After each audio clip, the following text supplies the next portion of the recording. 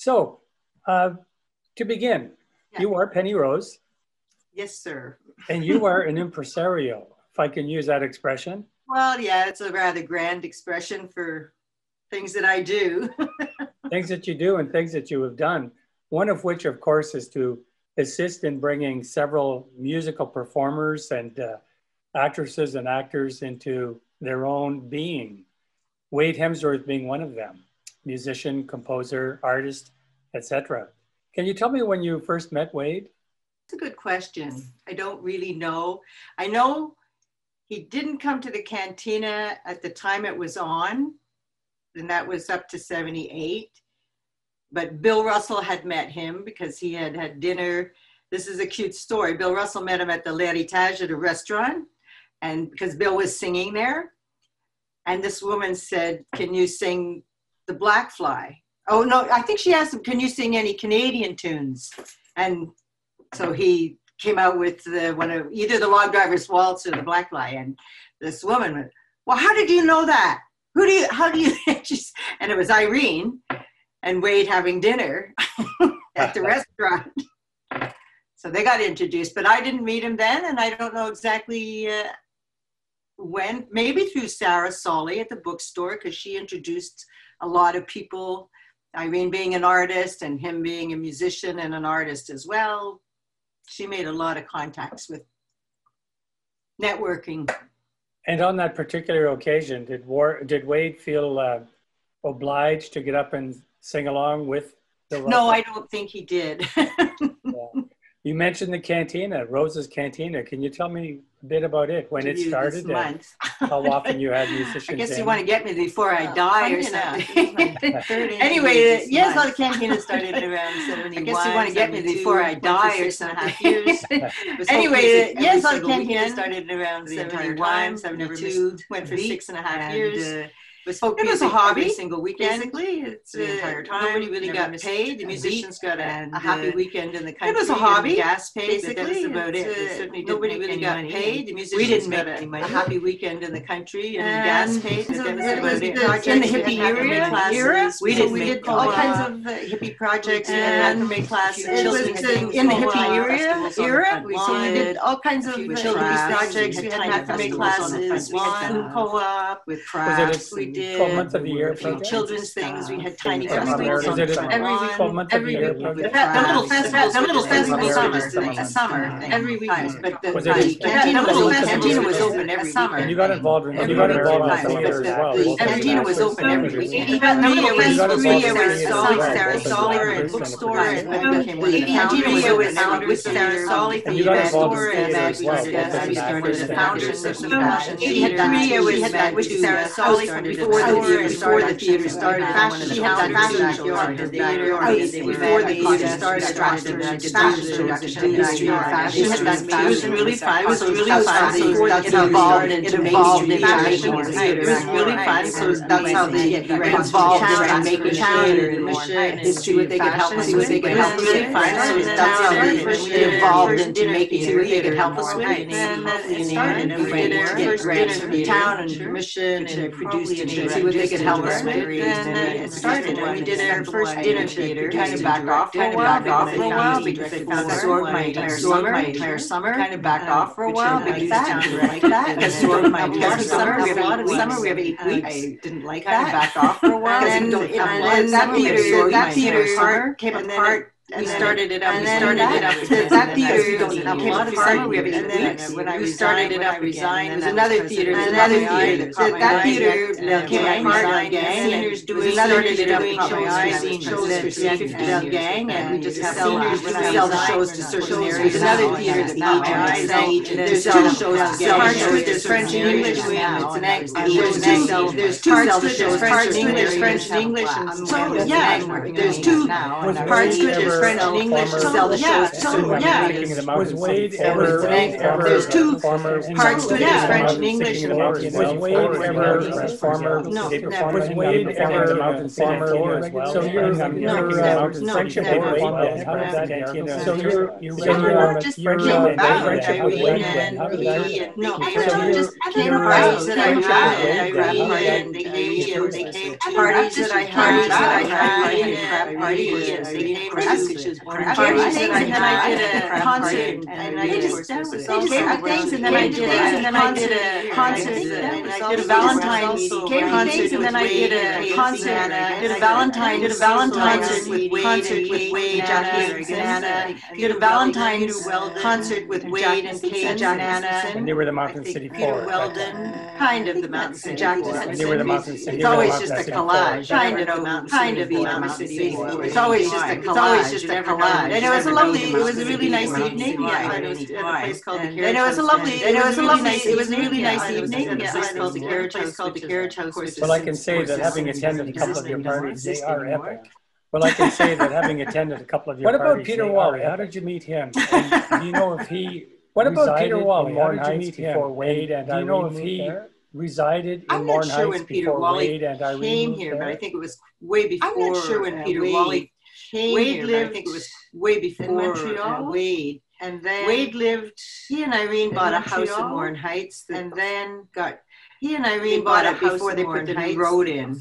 And when they bought it before they highway road right in front of their house. When they found out it was a highway, it wasn't a new road right in front of their house. So Peter sold it and bought another house. That's another one. I mean, from Morin Heights, but he was an artist, so probably that's another one. I mean, met him Morin Heights. He was an artist, so probably he and his eventually met him through Sarah at the bookstore because he and his wife were artists and his daughters are artists. Bronze sculptures exhibits there.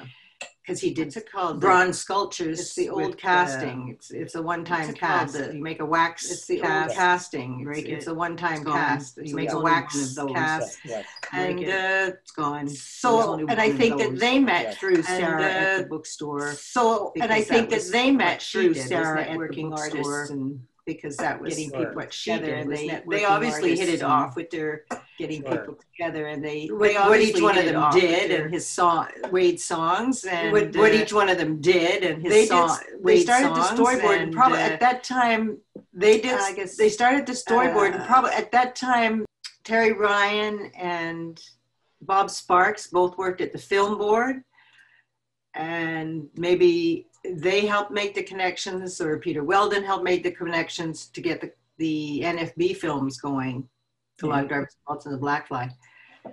But Wade and Irene and Barb and Peter spent, they had dinners together and picnics and stuff like that. They were bonded. Yes, so you sent me a few photographs of them in, I guess, later in life, and they're sitting down in a backyard on a porch, perhaps, enjoying what looks like a bottle of whiskey in the background. Might be rum. I'm going for scotch or whiskey. Yeah, it's okay. Well, I was saying rum because, of course, the story of Am Alone. Oh, yeah, right.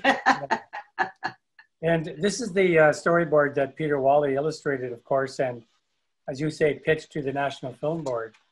And I've done a couple of interviews now with Peter Weldon and Jane McGarrigle, and the animator, of course. And it's so fascinating to look at the original storyboard from, I would guess, 50 years ago or so. Yes, yeah. In the old technology, pencil crayons. And did I send you, I had a copy of that. I don't know if I gave that to you or if I still have it in my closet here. I think you still have in your closet, because this copy came to me by way of Shirley Singer after Wade went into the long-term care. Okay, at the Montreal Children's Hospital, yeah. Yeah. So you have a copy as well, and I would love to compare them to see how they, in fact, do compare. I know I had a black and white photocopy of this that I sent to Peter Weldon. Yeah. And he cherishes it, of course, as well. Were you involved at all in the pitch to the NFB for the story of Am Alone? No, not at all. No. But you are the producer of the CD, the songs. His CD, yeah. I arranged all that. That's just Wade singing with his guitar, all of his songs. Well, I think there's one missing. I don't know which one. I think it's O Charna. Yeah. No, Oh Charna is here. It's on there because, no, Irene wouldn't let him sing that, but after she passed away, Shirley said it was fine to have it on a CD. Yeah. So Peter Wally himself as an illustrator, he is known as a cartoonist, a satirical cartoonist, often making political commentary. But he collaborated with some fairly major writers as well. Eric Nichol is one, and John Robert Colombo is another. I communicated with John a couple of days ago about Peter's work, and again, he was reminded of how soft-spoken and humble Peter Wally is, yet he has a biting sense of humor.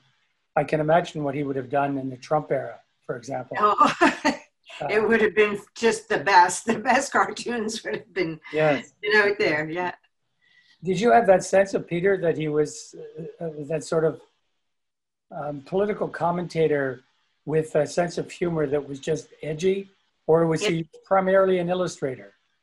No, he had a sense of humor that was edgy, for sure. It was so dry, like you'd say, is that a joke? You know? I'm not sure if that's supposed to be funny or if he really means that. And it was very curious listening to him, because then he always had great stories to tell, and he still did a few cartoons around town. He made a little calendar that I can't remember what year it was, but it was about the village. I think you showed me that at one time. And just a few weeks ago, Wade Hemmingsworth, Wade's nephew in Hamilton, Ontario, sent me by email a photograph of a drawing that Peter Wally had done in tribute to Wade. And there was a photograph of Wade in the middle of this picturation. And all around the outside were illustrations of each of Wade's songs with a specific image for each of the songs. It was really quite nice, very touching. And is that Peter's work? Peter Wally's work? Peter Wally's work. Oh, yes. Wonderful. I'll get Wade to send it to you, or I'll forward to you the copy that I have. The I'm Alone itself, were you familiar with the story of the I'm Alone, the schooner out of Lunenburg, and that whole story of 1929? Only through the song, which I probably first heard in 68 or 69, because when I lived in Montreal, Jack Nissenson was a good friend I hung out with at the Yellow Door there. And I lived with Chris Rawlings, and we sang that song 100 times. Actually, I busked in New Orleans with Chris and sang that song. Really? Could you give us a couple of beats, a couple of bars? No, I can't sing without somebody else. That's why I'm in a choir. Now, Chris was known as a satirical songwriter as well. He's got that song about, I guess it was 1976 when René Lévesque came into power. Yes. Very much an Anglophone's right to language and so on. Sort of the reverse of what we see today. So the I'm Alone to you was obviously close to your heart if you actually sang it on the streets. And, well, I knew we knew the Black Fly, the Log Driver's Waltz, because Jack was part of the Mountain City Four. So he just said, oh, you haven't heard of Wade Hemmingsworth. And we never met Wade in the city at that time either. So it was very strange, but I knew all his songs when I met him. Yes. I don't recall who wrote the article in Folkways magazine, but in the article about Wade, particularly about the Black Fly song, it was said that everybody thought it was just a traditional song that was passed on generation upon generation, not realizing it's a very contemporary song. Whereas the I'm Alone is obviously a narrative that is historicized, an event in 1929, the sinking of the I'm Alone by the American Coast Guard, the United States Coast Guard. And that event itself, of course, is rarely referred to, except for this is the 100th anniversary of the start of Prohibition in the United States. And I'm trying to, of course, tie into that the celebration. Yes. Is it a song that is still popular, do you think? Have you heard it very much these days, or who else would be singing it? I find that the new kids, the young, whatever, which would be 40 to 50, have not picked up these songs. Everyone is so toenail. They just want to do their own music. And they haven't thought about, the older, you know, my age group, they all know it, and the performers will still sing it. Sure. We could perform or have something to do it. Yeah. So it's kind of it's lost out there, but I think it'll come back. I was made aware on the weekend of an article in the Wall Street Journal about the popularization lately of sea shanties on TikTok. Yes. Well, there's a whole thing here in Maple Post, which is a kind of a musician blog, and they're all collecting sea shanties and things. Yes, and Tom Power on CBC Radio, the program called Q, is playing sea shanties quite regularly. And in fact, I pitched to the CBC, because we have licensed the rights to the story of the Amelone to CBC for a year. I suggested to them that they pass on the audio version of it to Tom Power so he might consider playing it. Yeah. Which leads to the question of, in your mind, is the story of the Amelone a sea shanty, or is it some other genre? That would be hard to say. I think people who are strict folklorists would probably say it's not really a sea shanty, but it's a story. It's the same, you know, the rhythm isn't the sea shanty rhythm, I would think. That's almost Celtic than Irish in a lot of them. So, but why not try? Yeah.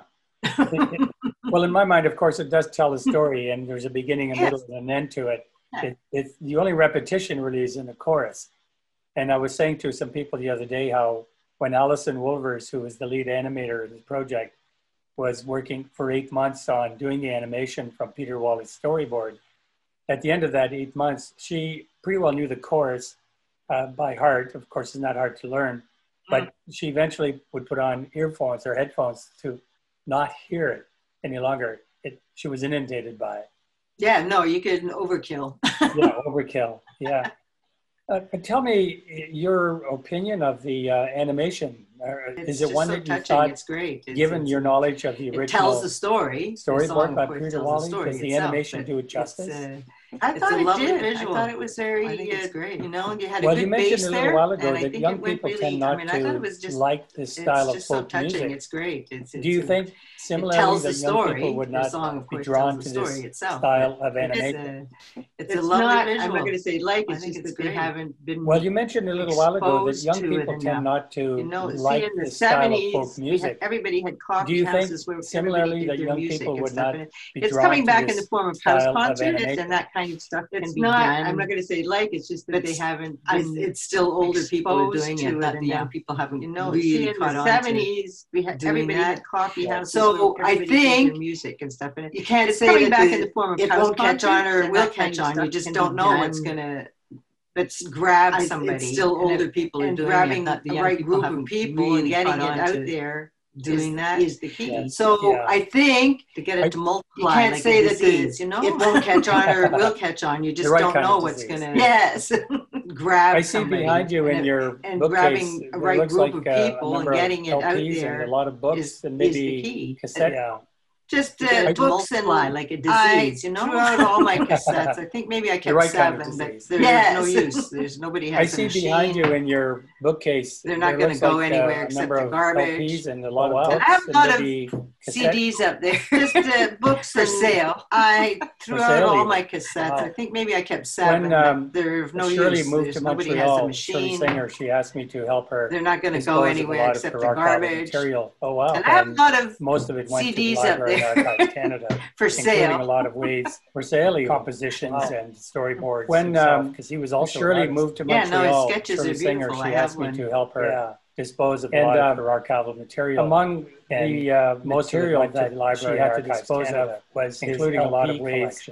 Compositions, and of course, the archives storyboards himself, because he was also an artist. His sketches are beautiful. Called me up and said, John, you must take these. And take these. Among it's astounding material range she had to dispose of was his LP, a lot of classical music, and of course the archives wouldn't take it. Black African music, and Shirley called me up and said, John, Trinidadian music as well. Take these. And it's astounding telling me because the range of music that you listen to. with a lot of classical music. It is that Trinidadian community in Montreal, Black African where music, Wade picked up the calypso, a lot of that is Trinidadian music as well. And Peter Weldon, of course, is telling me because he's played the story of the Animals so frequently. And I can't think of it right now. It is that Trinidadian community in Montreal one it is. It's where totally Wade picked up the calypso beat. The rhythm that nobody else uses. The story of the Animals. Were you at the Winnipeg Folk Festival in the early 90s? When Absolutely, I was the head groupie. You were the head groupie. He got invited to play there, and he and Shirley were going, and I said, you can't go alone. You need help. You have to have somebody carry your guitar and make sure you're there on time, make sure you eat and do all that. Now, I want to do that. So you ask Estelle Klein if I can get a backstage pass, and my friend Judy and I will take care of you because I want to be a groupie. So he said, sure. And he did, and I was. Yeah, I was there too. I don't remember seeing you. Did you ever come into the booth where we were selling books?